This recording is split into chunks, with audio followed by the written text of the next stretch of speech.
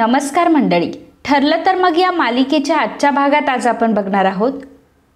अर्जुन जेव्हा त्याचा पेनड्राईव्ह आणण्यासाठी रूममध्ये जातो त्यावेळी त्याने कुसुमताईचं आणि सायलीचं बोलणं ऐकलेलं असतं. बरं, सायली आधी हे म्हणत असते, मला अर्जुन सरांसोबतच लग्न करायचं आहे आणि मला माहिती आहे की त्यांचं सुद्धा माझ्यावर प्रेम आहे आणि ज्यावेळी केसचा निकाल लागेल तेव्हा मी लगेच त्यांना सांगून टाकणार आहे की माझं त्यांच्यावर किती प्रेम आहे. तेव्हा कुसुमताई ही सायलीला प्रश्न विचारते की अगं पण जर असं नाही झालं तर तू काय करणार. तेव्हा सायली म्हटलेली असते की जर असं नाही झालं तर मग मी हे सगळं सोडून मधुभाऊंकडे निघून जाणार.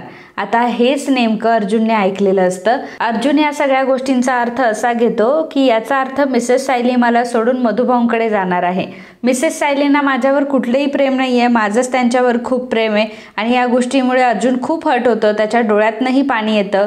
अर्जुन जेव्हा निघून आलेला असतो तेव्हा पुढे सायली हे देखील म्हटलेली असते की कुसुमताई, मला नाही वाटत की मी मधुभाऊंकडे जाईन आणि कायमची जाईन. मला असं वाटतंय की माझ्या मनात जे काही आहे ते अर्जुन सरांच्या मनात सुद्धा आहे आणि मी लवकरात लवकर त्यांना ह्या 2-3 दिवसातच बोलणार आहे. परंतु अर्जुनने चुकीचं ऐकलेलं असतं आणि अर्जुनला मोठा गैरसमज झालेला असतो. त्याला वाटलेलंच असतं की आता मिसेस सायली काही इथे थांबणार नाही आणि मग मधुभाऊ सुटल्यानंतर त्या निघून जातील. अर्जुन खूप घाबरलेला असतो, त्याला प्रचंड मोठा धक्का बसलेला असतो आणि मग तो चैतन्याजवळ येऊन बसतो. आता अर्जुनची ही अवस्था बघून चैतन्य त्याला विचारतो की काय रे अर्जुन, काय झालं आणि मला तू इतका डिस्टर्ब का वाटतोय. तेव्हा अर्जुनला नीट बोलताही येत नसतं आणि तो चैतन्याला सांगतो की मी मिसेस सायलींचं बोलणं ऐकलं. त्या मला म्हणाल्या की मधुभाऊ सुटल्यानंतर त्या आश्रमात निघून जातील. त्यावर चैतन्य म्हणतो की अरे अर्जुन, परंतु इतके दिवस झाले वहिनींचं मन बदललं नाही का. अर्जुन म्हणतो की नाही, मिसेस सायलींच्या मनात माझ्याबद्दल कुठलीही भावना नाही. मला वाटलं होतं की आतापर्यंत त्यांच्या मनात माझ्याबद्दल भावना निर्माण होईल, मी त्यांना अनपेक्षितपणे माझं त्यांच्यावर असलेलं प्रेम सांगेल, परंतु असं काहीच झालं नाही रे अर्जुन. मिसेस सायलींनी ठरवलेलं आहे की कॉन्ट्रॅक्ट संपल्यानंतर त्यांना मधुभाऊंकडे जायचं आहे आणि त्या आश्रमातच राहणार आहे. अर्जुन हा खूपच पॅनिक झालेला असतो. चैतन्याला अर्जुनची ही अवस्था अजिबातच बघवत नसते. चैतन्य अर्जुनला शांत करत असतो. अर्जुनला तो म्हणत असतो की अरे अर्जुन, तू प्लीज शांत हो. चैतन्य अर्जुनला म्हणतो की अर्जुन, मला असं वाटतंय की प्लीज तू एकदा शांत हो आणि एकदा, फक्त आणि फक्त एकदा त्यांच्याशी नीट आणि क्लिअर बोल. अर्जुन म्हणतो की काय करू चैतन्य, मला सांग ना. मला आता सुद्धा तिच्यासोबत बोलण्याची खूप इच्छा आहे. मला मिसेस सायलींना सगळं काही सांगायचं आहे, परंतु काय करू मी आता. जर मी हे सगळं केलं तर कॉन्ट्रॅक्टमध्येच बीच होईल. आता मधुभाऊ सुटल्याशिवाय मी काहीच करू शकत नाही. जोपर्यंत मधुभाऊ सुटत नाही तोपर्यंत मला सायलीशी काहीच बोलता येणार नाही. मी माझ्या फिलिंग्स त्यांना सांगू शकत नाही. आता काय करू मला काहीच कळत नाही. असं म्हणून अर्जुन रडत असतो. चैतन्य त्याला सावरत असतो. चैतन्य म्हणतो की अर्जुन, अरे मग या सगळ्यावर काय उपाय आहे सांग बरं तूच. तेव्हा अर्जुन म्हणतो की नाही, मला माहीत नाही काय उपाय आहे. मला फक्त एवढंच कळतं की त्यांनी हे घर सोडून जायला नकोय. मला जर मिसेस सायली भेटल्या नाही आणि मिसेस सायली आता जर माझ्या आयुष्यातून निघून जर गेल्या ना तर अक्षरशः वेडा होईल रे मी. चैतन्याला अर्जुनची ही अवस्था समजत असते. चैतन्य अर्जुनला म्हणत असतो की अर्जुन प्लीज तू टेन्शन घेऊ नकोस, तू पहिल्यांदा शांत हो बरं. अर्जुन म्हणतो की तुला माहिती आहे चैतन्य, मला वाईट कसलं वाटतंय. अरे मला वाईट तर या गोष्टीचं वाटतंय की माझ्या मनात त्यांच्याबद्दल इतकं प्रेम आहे, परंतु त्यांना मात्र माझ्याबद्दल काहीच वाटत नाही रे. त्यांना ही गोष्ट कशी कळत नाही की जेव्हा मी त्यांच्यासोबत कॉन्ट्रॅक्ट मॅरेज केलं होतं तेव्हाची परिस्थिती वेगळी होती आणि आताची परिस्थिती खूप वेगळी आहे. तेव्हा मी खूप वेगळा वागायचो, तेव्हा मी वेगळा होतो सुद्धा, परंतु मिसेस सायलींमुळे मी सगळा बदललोय. मिसेस सायलींनी मला बदलवलंय आणि आता मिसेस सायली जर मला सोडून गेल्या तर कसं काय चालेल. चैतन्य अर्जुनला शांत करत असतो. अर्जुन म्हणतो की मला खूप भीती वाटते रे चैतन्य, मला सांग ना मी करू तर काय करू.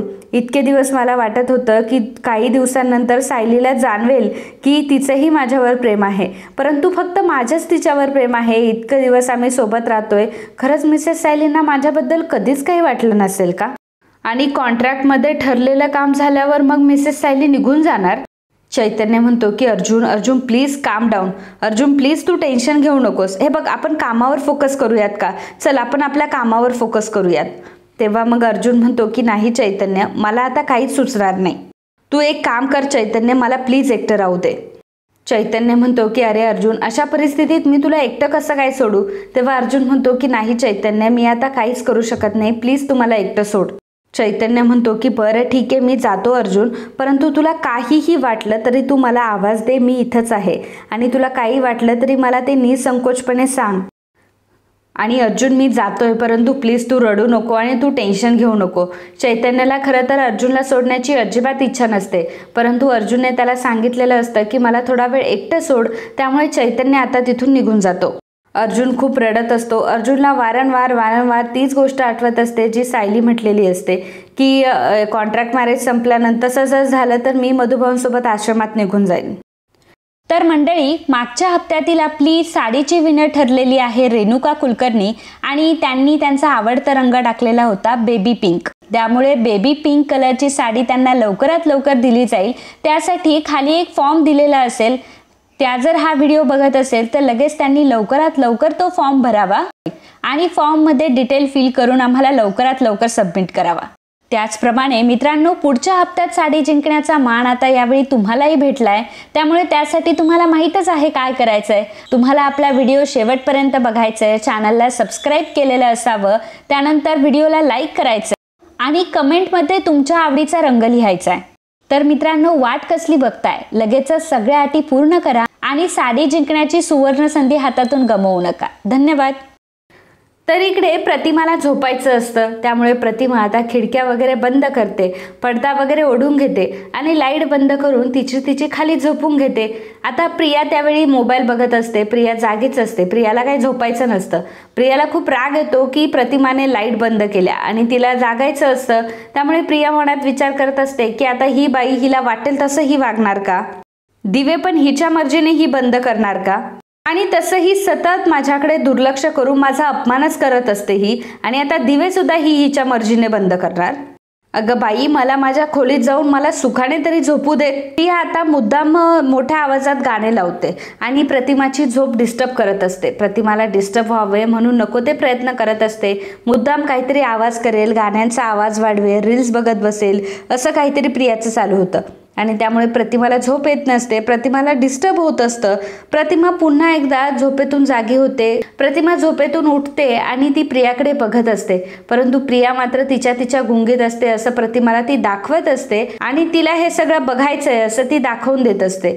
तर प्रतिमाला आता वाईट वाटतं, कारण तिची झोप होत असते, तिला वेळेवर झोपायचं असतं, परंतु प्रतिमा तरी सुद्धा तिला काही म्हणत नाही आणि स्वतः झोपून घेते. तिला झोप येत नसते तरी सुद्धा ती पडलेली असते. तर मंडळी, एक महत्त्वाची सूचना अशी आहे की रेणुका कुलकर्णी यांनी अजूनही त्यांच्या डिटेल्स फॉर्ममध्ये फिल केलेल्या नाही आहेत. त्यामुळे जर त्या व्हिडिओ बघत असतील तर माझी त्यांना विनंती आहे की प्लीज तुम्ही लवकरात लवकर तो फॉर्म सबमिट करा, तुमच्या डिटेल्स आमच्यापर्यंत पाठवा, जेणेकरून आम्ही लवकरात लवकर तुम्हाला ते गिफ्ट पाठवू. आणि महत्त्वाचं म्हणजे की जर शनिवारपर्यंत तुम्ही आम्हाला कुठल्याही प्रकारचा कॉन्टॅक्ट केला नाही तर मात्र तुमचं गिफ्ट हे दुसरं कोणाला दिलं जाईल याची तुम्ही नोंद घ्यावी.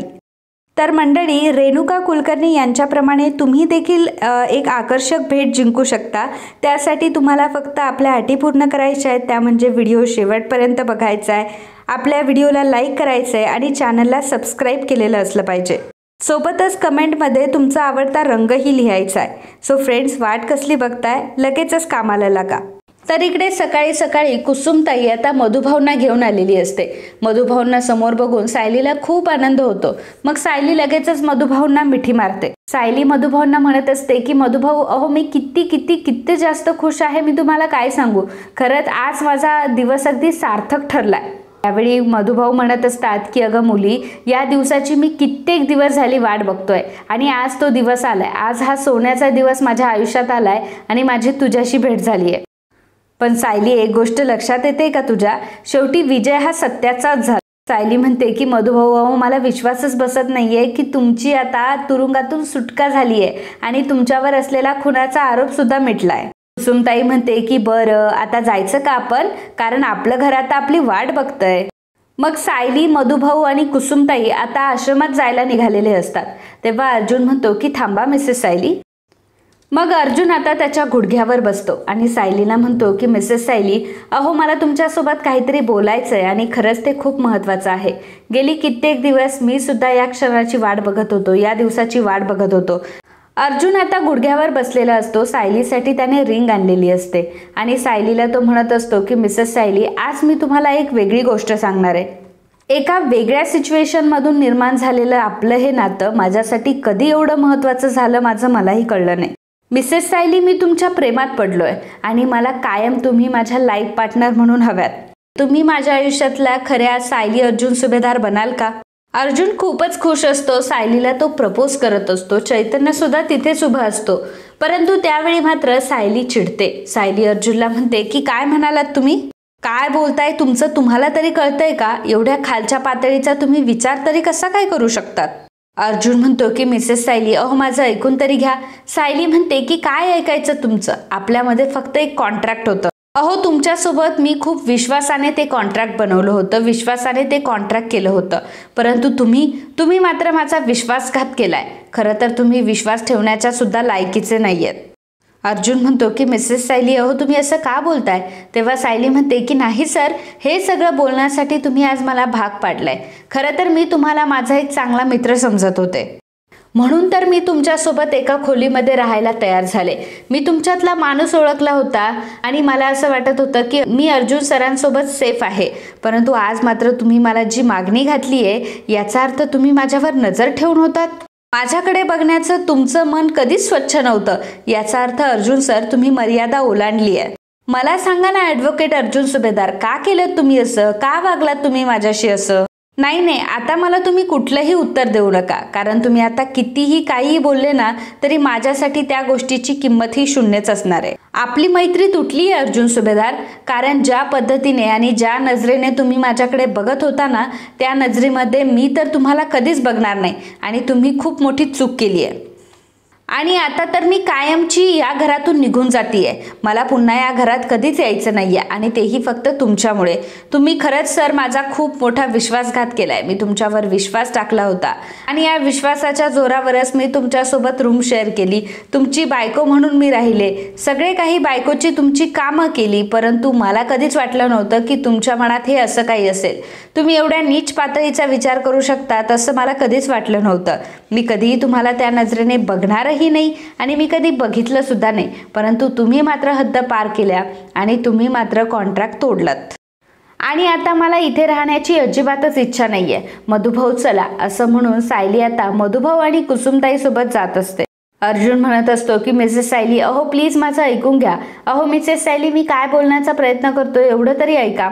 परंतु आता सायली मात्र अर्जुनचं एकही शब्द ऐकून घेत नसते.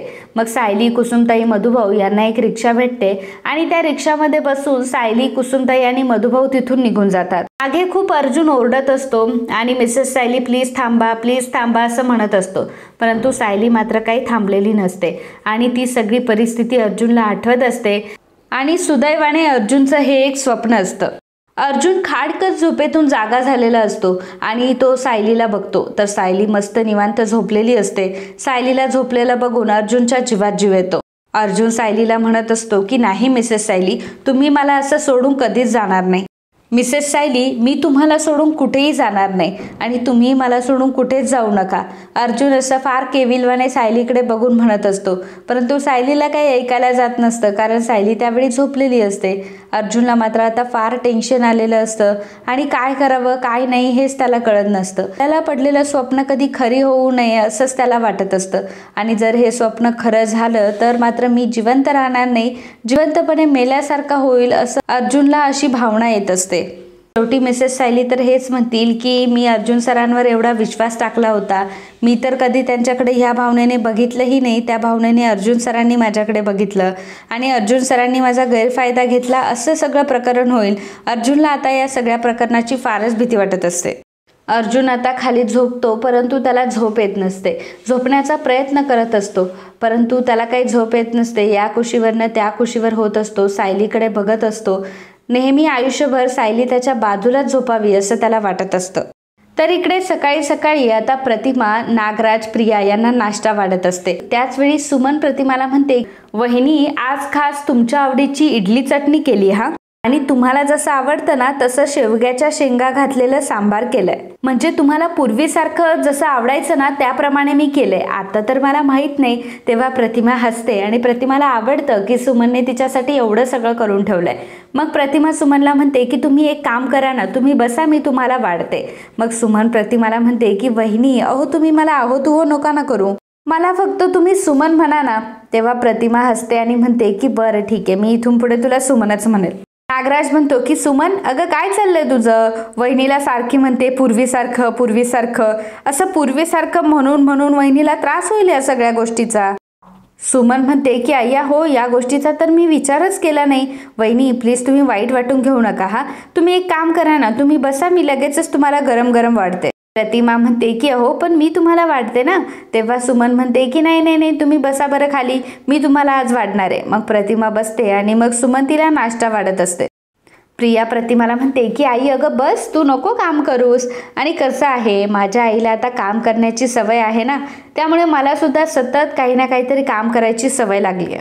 आई तू अजिबात काळजी करू नका हा, तुझी सेवा करण्यासाठी मी आहे ना इथे, तू अजिबात टेन्शन घ्यायचं नाही. तू मला फक्त सांग की तुला काय हवंय ते, तुला पाणी देऊ का? प्रतिमा म्हणते की नको, तिला पाणी नको असतं. तरी सुद्धा प्रतिमा आता तिला पाण्याचा ग्लास भरून देते. मग प्रिया आता मुद्दामच प्रतिमाला म्हणते की आई मला माहिती आहे रात्री तुझी झोपमोड झाली का गं, आणि मी त्या रील्स बघत होते त्यामुळे तुला झोप आली नाही का? सॉरी हा, मी तुला खूप डिस्टर्ब केलं. पण अगं आई काय करू, मला ती सवयच होऊन गेली आता, आणि जोपर्यंत मी तासभर फोन बघत नाही तोपर्यंत काय मला झोपच लागणार नाही. पण हे सगळं आई खूप चुकीचं आहे ना, म्हणजे माझ्यामुळे उगाचच तुझी झोपमोड कशाला? मला असं वाटतंय की यावर उपाय म्हणून मी एक काम करते, उद्यापासून मी माझ्या खोलीतच झोपायला जाते आणि तू तुझ्या खोलीमध्ये आरामात झोप. हे बघ आई, तू वाईट वाटून घेऊ नकोस, परंतु उगाचच माझ्यामुळे तुला त्रास होऊ नये म्हणून मी बोलतीये. मग प्रतिमा प्रियाला म्हणते की तू काळजी करू नकोस, आता मला नाही त्रास होत, आता त्या आवाजाची सुद्धा मला सवय झाली आहे. आता प्रतिमा असं म्हटल्यावर नागराज मात्र हसू लागतो.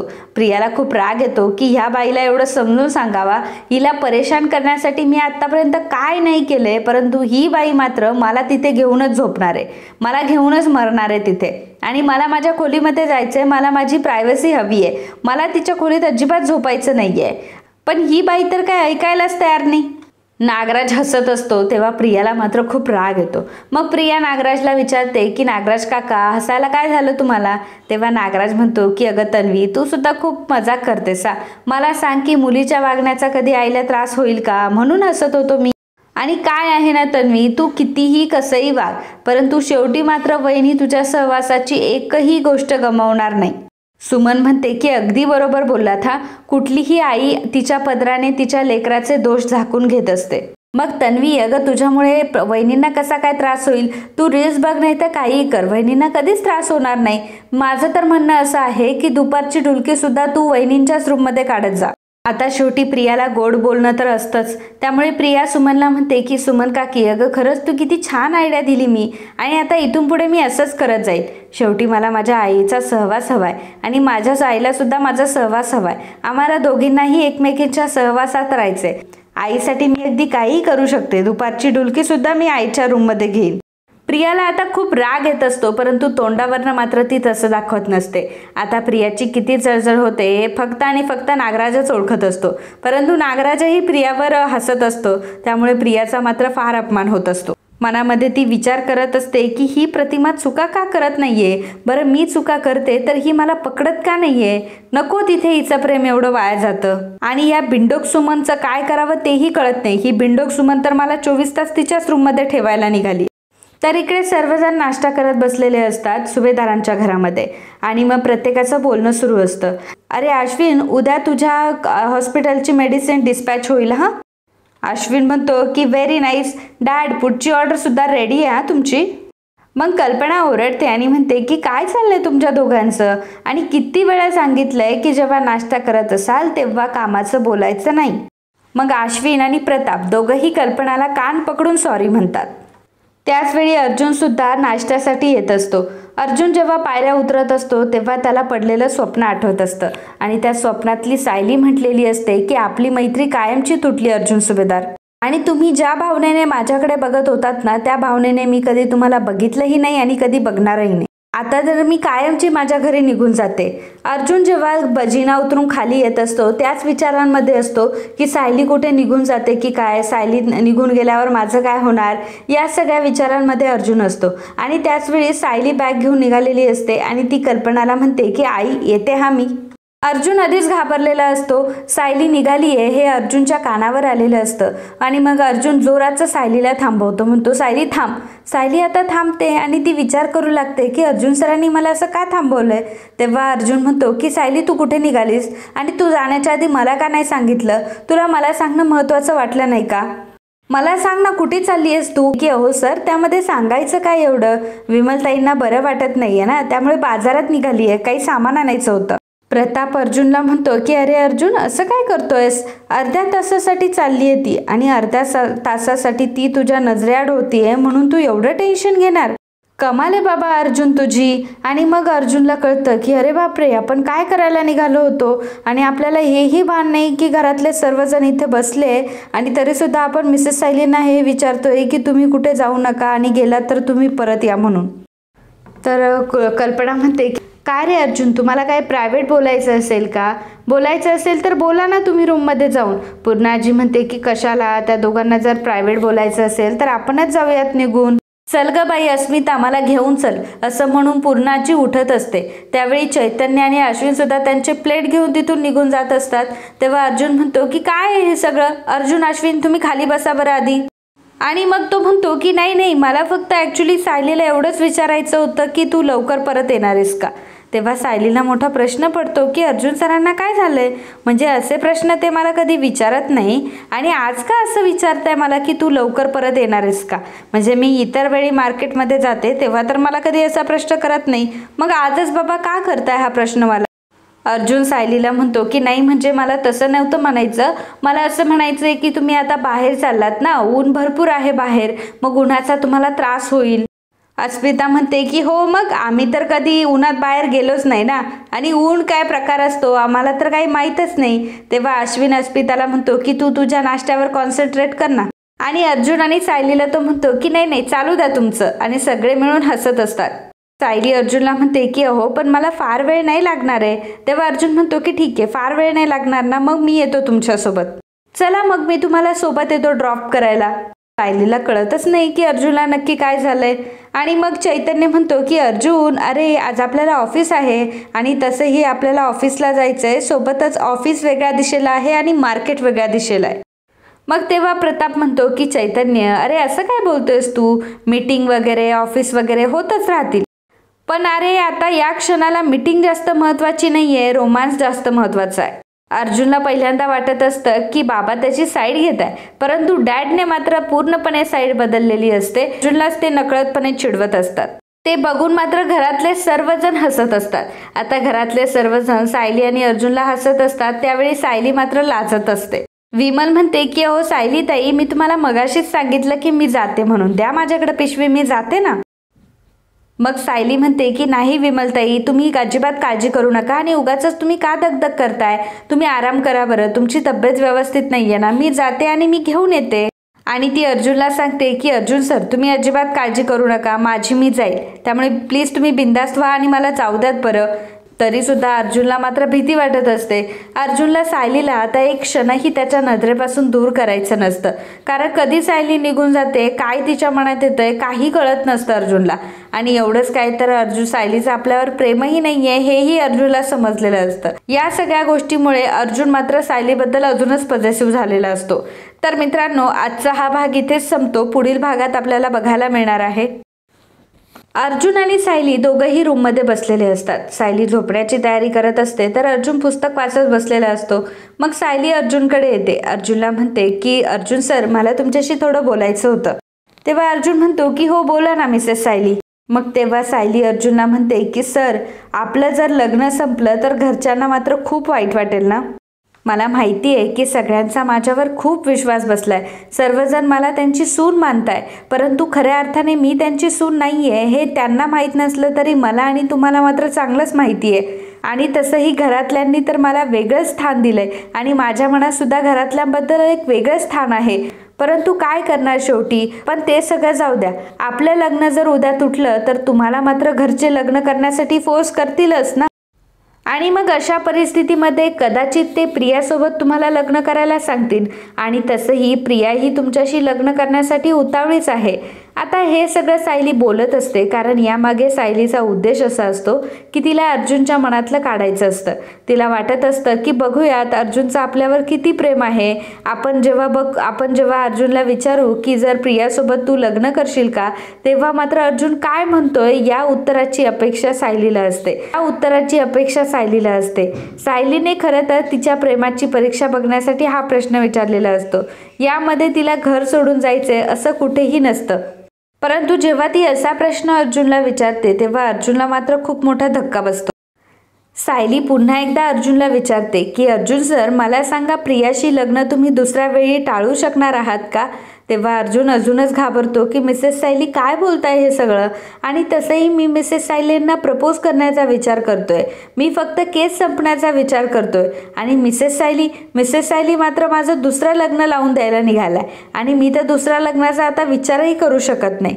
हे सगळं बोलताना मिसेस सायलींना काहीच वाटत नाही का. त्यांना माझ्याबद्दल थोडी सुद्धा दया येत नाही का की इतक्या दिवसानंतर माझं प्रेम त्यांच्यापर्यंत पोहोचलंच नाही.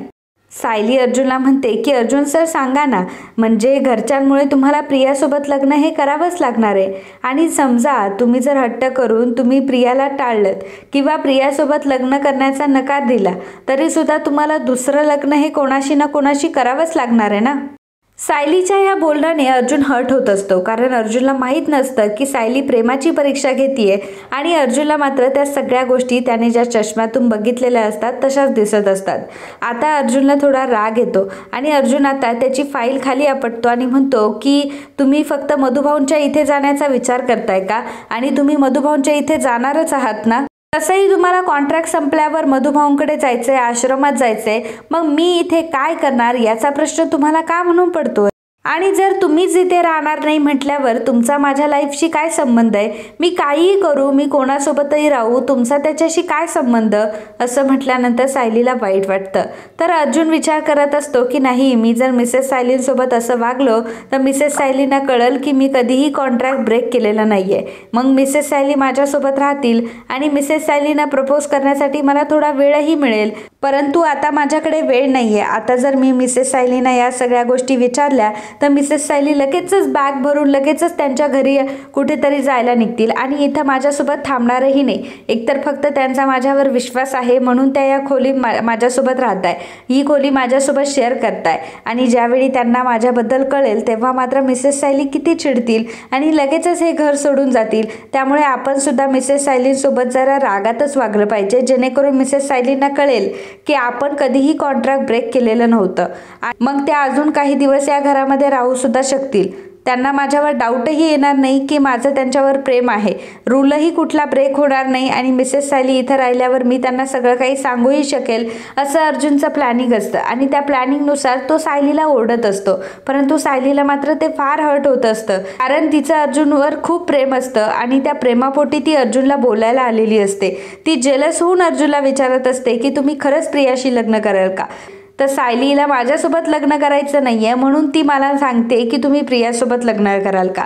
तर मित्रांनो, आता हे अर्जुन आणि सायली या दोघांच्या मनातलं एकमेकांना कधी कळेल, कधी दोघं एकमेकांना समजून घेईल आणि एकमेकांना त्यांच्या प्रेमाची भावना जाणवेल, हे बघणं खरंच खूप रंजक ठरणार आहे. So friends, if you like my video please do subscribe, share and comment. Thank you.